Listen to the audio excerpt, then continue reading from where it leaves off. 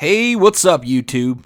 I'm Adam Neff, and here we go with yet another one of those before you buy / video game reviews. What I'm going to do here is just kind of go through some of my opinions and experiences and what I thought and felt about the game, and maybe that can help you decide if this game is right for you or not. Now, please bear with me here. I know this one's pretty late at this point, but rest assured I will try to get these videos out a lot quicker in the future.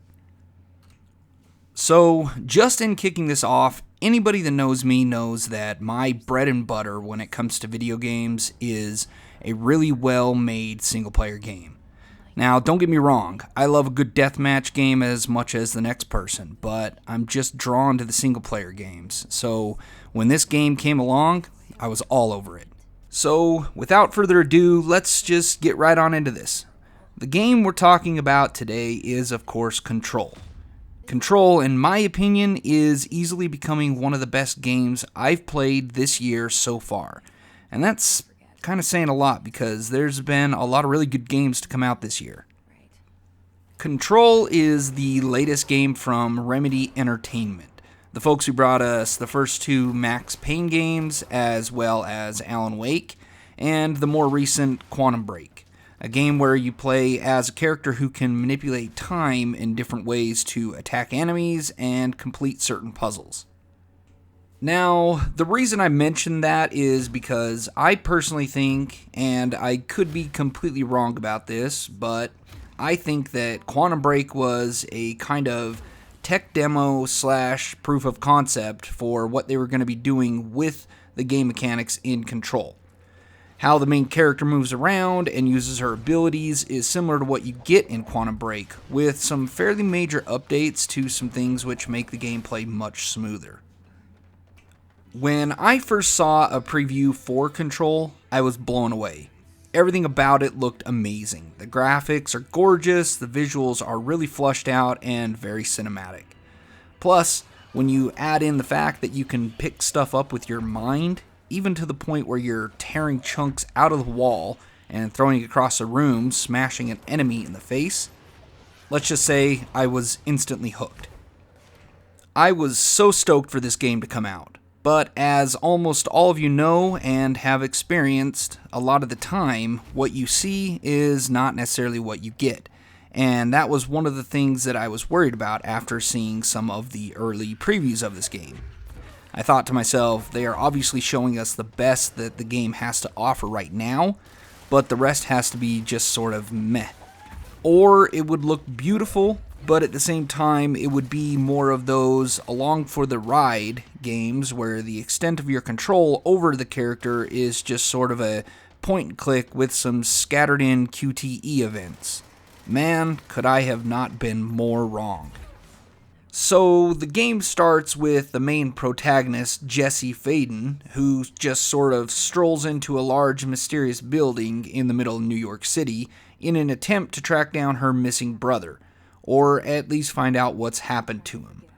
The second you walk into the game, you realize that something's gone completely wrong and everyone is missing, or at least you think everyone is missing.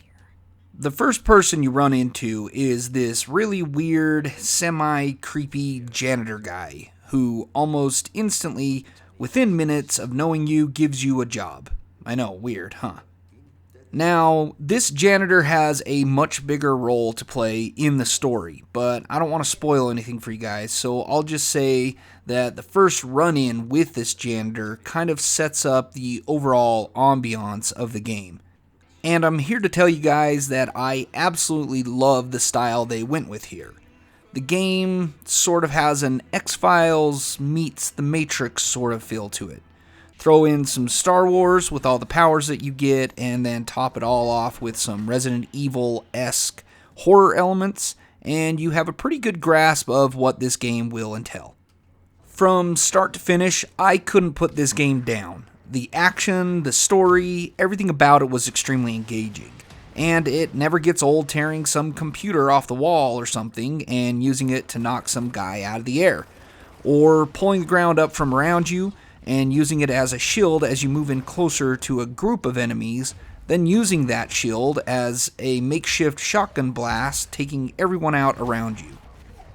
Now, the gun that Jesse gets bound to at the beginning of the game, which is kind of a character in its own, is in itself extremely satisfying.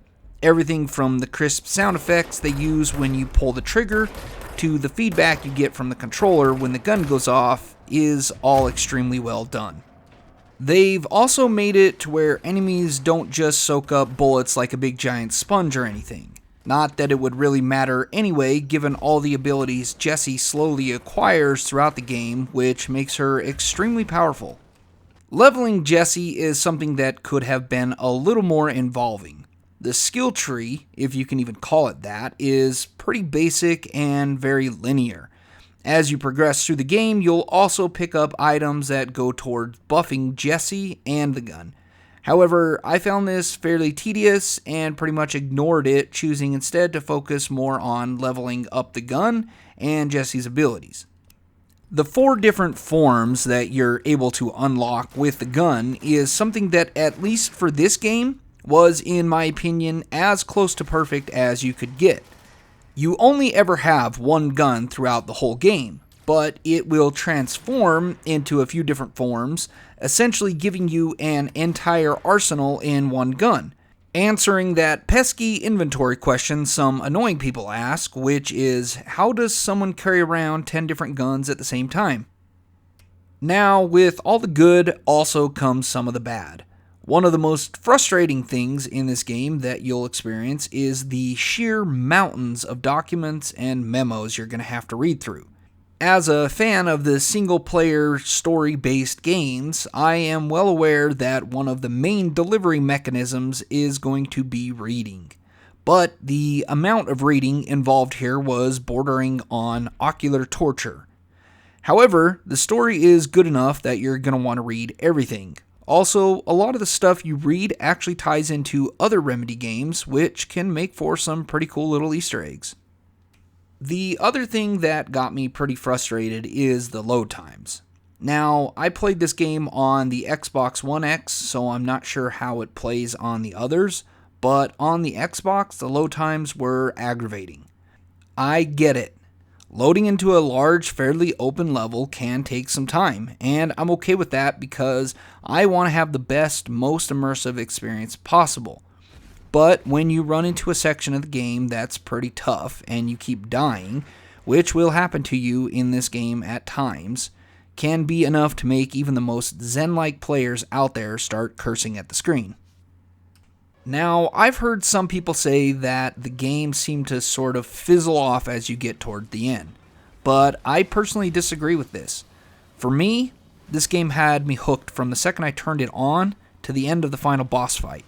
Not only was this game a breath of fresh air for me, but at the same time, it brought me back to a simpler time in video games, when things didn't have to be so complicated and in-depth.